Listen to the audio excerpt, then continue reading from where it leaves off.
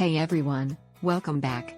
Today we're diving into a question people ask all the time: what exactly is psychology? Ever wondered what psychology really is? Note, it's not about staring into your brain and reading your darkest secrets. Psychology is actually the scientific study of the mind and behavior. That means figuring out why people think, feel, and act the way they do. It's about understanding why humans do what they do. Why do we laugh when we're nervous? Why do some people love scary movies while others can't even handle horror trailers? That's psychology. Psychologists don't just sit on couches asking, "How does that make you feel?"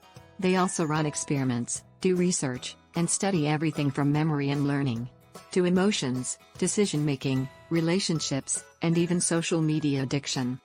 In short, psychology is about understanding ourselves and each other. And honestly, that's something we could all use a little more of. So, what's one human behavior you'd love to understand better? Drop it in the comments, I might cover it next.